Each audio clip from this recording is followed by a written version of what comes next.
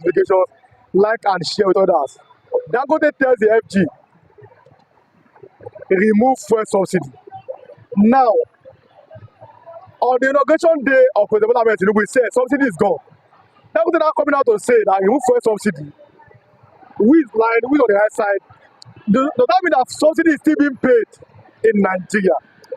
Pastor Matthew is here to do justice to the topic. What do you think about what Dangote just said yesterday, that they should remove fuel subsidy? Thank you very much. Thank you for having me. I think the government should come out clean to tell Nigerians the position of things. Yes. The reason is not far-fetched because we had a situation where even when the former governor of Kaduna State, I'm talking about Nasir El-Rufai, raised the issue of government still paying subsidy secretly. The government simply come out to refute that there is nothing like subsidy. Hence, the president said during that inaugural speech that subsidy is gone, that it stands that way. But the event that is unfolding recently have exposed government as not being sincere, because on one hand, NNPC have claimed that they bought fuel from Dangote at 898 naira or so. Yes. But the marketers, the major marketers that bought fuel, the same gasoline PMS from NNPC is claiming they bought it for about 776 naira or so. So if that is correct, you got to show that federal government is still paying about 120 something naira as subsidy per liter, which the public need to know. But let me quickly say that the level Nigeria is today, the reason Dangote is saying what he's saying is because of sharp practices that exist in the oil and gas industry. Because if you are paying subsidy, what is the setting? As it starts today, nobody is sure of the total number of the total number of liters of PMS we are consuming a day. Recent figure by government agencies say is about 45 million liters a day. Yes. We are seeing conflicting numbers before now.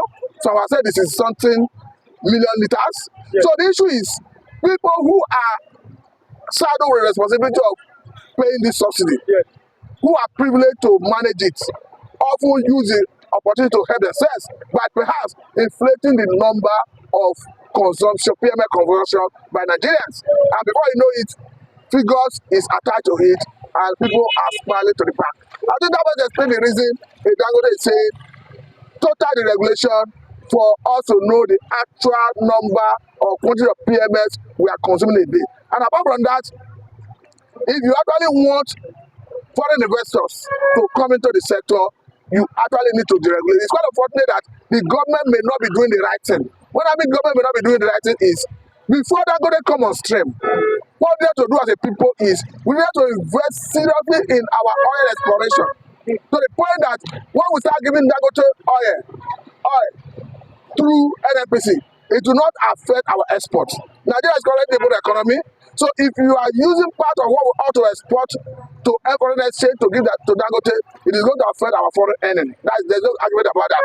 So what we needed to do before Dangote refinery start operation was to improve in our oil exploration, so that if we were exporting 1.2 million barrels a day, that was our production a day, we still be selling that in the international market and end our foreign exchange. Then the extra we would have explored, we would have used to service Dangote refinery. I think that's the way we ought to do it. But unfortunately, the government did not prepare it, do not do it that way. And we find ourselves in this situation where NNPC is telling us that currently they are giving Dangote so far about 30 million barrels of crude. So that for me is like a setback because it's going to affect our foreign earning. And I think for me, the government should come out clean. If you are deregulated, like they make us understand, let us know why Dangote crude, the crude you go to Dangote, why you sold to him at the prevailing price in the international market, though it was in naira. Well, one thing is clear. If you sold to Dangote the same amount you are selling at the international market, you don't expect the Dangote to crack the price. Yeah. So there are so many indices, so many things the government need to make us understand. Why will a Dangote refinery or product not be less expensive than imported product?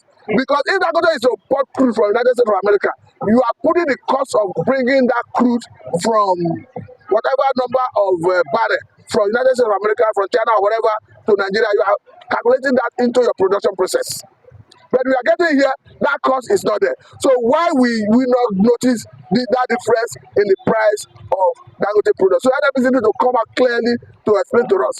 Because before now, NNPC made us understand that the issue of Dangote refinery selling its product is going to be willing buyer and willing seller, meaning the sector would have been totally deregulated. Nobody will be gagging anybody. But currently, NNPC is making us understand that the off-taker of Dangote products. So what did I tell you? It leads us back to monopoly, and it's what we are trying to avoid or what we are running away from. We are going back to it in a more serious dimension. Now, Pastor Matthew, before I let you go, one of our viewers last week, he said he wants to hear your opinion on the Edo elections, and I said, okay, I'm going to ask you. So now, what do you think, or what do you see, or what did you hear about Edo's election? But then what is the way forward again for Nigeria after seeing an election whereby people seem not to be happy with the outcome? We see Yaga Africa say this election was not free and fair. And we see some international monitoring agency are saying the same thing. What do you think about elections under this present government? Speaking about the election specifically, I think what is clear is we need to, first of all, amend that electoral act. Yes. The area that deals with transfer of election results. Because that is where the umpire is lashing on. That lacuna, that discretionary power, is where they are lashing on to manipulate the process. I would say that at a point during the collation, PDP raised alarm. Yes. That the results is being tampered with, that the umpire suspended the collation process. Yes. And what is surprising is we have a portal, IREF, from where the polling unit result that emanates from there is the result that emanates from the polling unit. I'm talking about for EC8A. Yes. Is supposed to be uploaded to the IREF. Yes. And that, of course, the INEC made us understand that they did. Yes. And in less than 2 hours after the election, they made us understand that they have uploaded about 97% of the total vote across all the units in the states. Yes. So what we have expected, and when PDP raised that alarm, the process would have reverted to verifying from the IREF whether there is a discrepancy between what is being collated manually and what we have on the IREF. We are at the point, PDP in their station room tried to reel out results that were obtained from the IREF before the process was disrupted. So the way it stands, INEC must come out to explain to Nigerians whether the result PDP tried to reel out at that point was correct, and if it was correct, at what point did it change that we saw a different result that was eventually announced and a winner emerged. But holistically speaking, to solve this problem, we need to amend that electoral act and remove that discretionary power from the umpire. Let us have it that you must transmit the election result electronically, else the election will be null and void. Until we get to that point where we remove that human interference, I don't think we're anywhere near or close to free, fair, and credible election. Because whether you like it or not, it doesn't matter how APC try to vilify Yaga Africa. Yes. They have made that point clear that the electoral process was manipulated. So the onus lie on that is why I'm even of the opinion that the burden of proof that election is credible should be removed on the part of the petitioner and placed on INEC. Let us amend our laws. Let the burden of proof be on INEC, because you are the one that conducted the election.